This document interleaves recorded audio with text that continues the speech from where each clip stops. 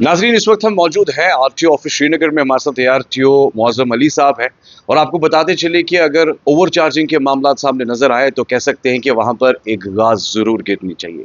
खास तौर पर अगर देखा जाए, कल जिस तरीके से जॉइंट कमिश्नर ने क्लियर कट डायरेक्शंस आरटीओ को बताया कि उन पर स्ट्रिक्ट एक्शन होना चाहिए, क्योंकि इस वक्त फ्रूट मंडियों में ऐसे लोग भी बैठे हैं जो व्यापारियों के साथ, जी हाँ, बिल्कुल बिल्कुल गलत इंसाफ कर रहे हैं। यानी कह सकते हैं कि ओवर चार्जिंग के मामला तो उस पर क्या गाज गिरनी चाहिए, क्या कुछ मामला होने चाहिए। हमारे साथ यहाँ पर फ्लाइंग स्क्वाड आरटीओ साहब है। सर, जी आपका इस पर क्या टेक है? इरफान साहब, जैसा कि आपने कहा कि आपने खुद भी ऑब्जर्व किया होगा, पिछले 3 दिन से हम लगातार फ्रूट मंडी श्रीनगर, मेरी टीम, जब मैं खुद 3 बार गया, अभी भी इस टाइम भी मेरी टीम, मेरे 4 इंस्पेक्टर्स वहीं पे मंडी में ही हैं, फ्रूट मंडी श्रीनगर में।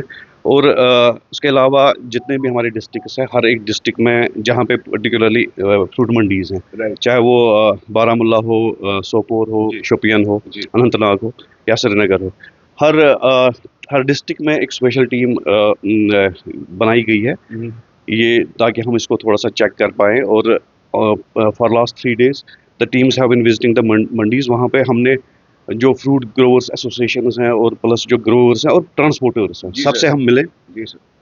सबका यही कहना है, और फ्रूट ग्रोवर्स एसोसिएशन और ग्रोवर्स का भी यही कहना है कि basically market forces are in operation. ये वही सप्लाई और डिमांड का इशू है जो हमारा नेशनल हाईवे ब्लॉक रहा कुछ दिन के लिए, और अभी भी वो उसमें कंटिन्यूसली हाँ डिलेड मूवमेंट हो रही है ट्रक्स की, उसकी वजह से। और जो अब हमने मगर रोड, जो इस टाइम जहाँ वह मगर रोड ट्रक्स आ रही है, लेकिन उस पर movement 10 tyre, 12 tyre, 14 tyre trucks की नहीं हो रही है। उसमें सिर्फ छोटी ट्रक्स है, जो 6 टायर वाली ट्रक्स है, उनकी मूवमेंट हो रही है। तो वही है, उनकी स्कैर्सिटी है, सबसे बड़ा फैक्टर वो है। डिमांड ज़्यादा है ट्रक्स की, ट्रक्स उतनी अवेलेबल नहीं है, उसकी वजह से ये उन सब का कहना है कि उसकी वजह से ये डिमांड ये थोड़ा सा रेट एनहेंस होगी पिछले 2-3 दिनों से। लेकिन हमने वहाँ पे देखा कि ट्रक्स हमें ऐसी कोई मिली नहीं है वायलेशन करते हुए। हम गए थे इसलिए कि ताकि अगर हमें कोई भी ऐसा कोई ट्रक ड्राइवर या कोई भी जो goods forwarding agent, trade holders होते हैं, अगर हमें ऐसा कोई भी वायलेट करते हुए मिला तो हम थोड़ा सा उनको सीज करेंगे या एज पर मोटर व्हीकल एक्ट हम एक्शन लेंगे।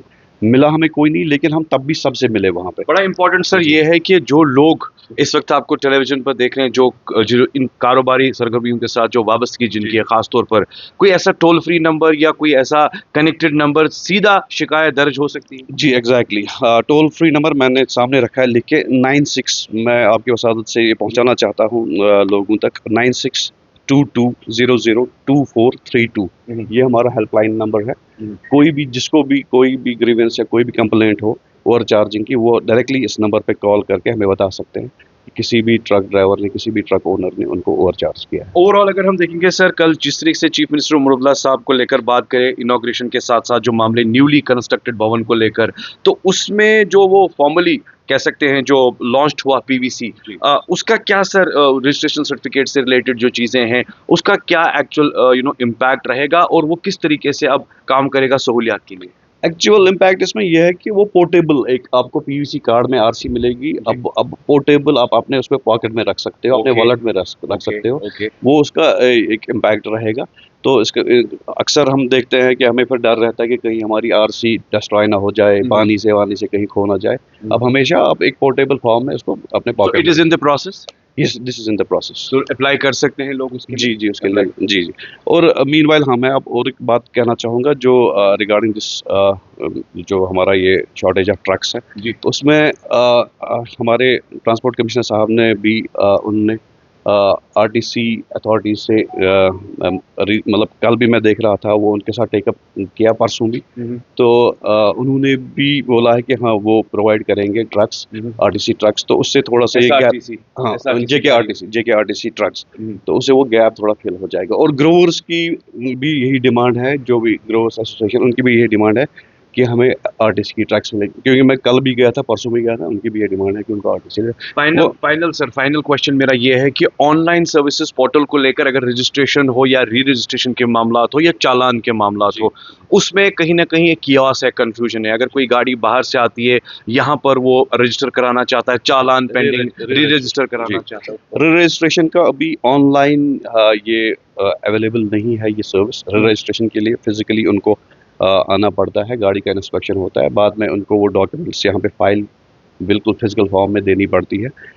उसमें ये रिसेंटली हमारी जो मीटिंग हुई उसमें भी उसमें ये हम मतलब दिस इज़ अंडर कंसिडरेशन कि इस सर्विस को बहुत जल्द ऑनलाइन लाया जाएगा, इंशाल्लाह पोर्टल पे लाया जाएगा। बहुत बहुत शुक्रिया बात करने के लिए, थैंक यू सो मच। तो आपने देखा एक साइड से जी हाँ मामलात यहाँ पर जी हाँ ट्रांसपोर्टर्स को लेकर है ओवर चार्जिंग, दूसरे साइड से अगर देखा जाए तो टोल फ्री नंबर्स भी रखे गए हैं, आप शिकायत दर्ज कर सकते हैं, डायरेक्ट कॉल कर सकते हैं, क्योंकि उसके लिए जी हाँ फ्लैग स्क्वाड की जो टीम है आरटीओ कश्मीर की वो रेडी है, ऑन टोज है।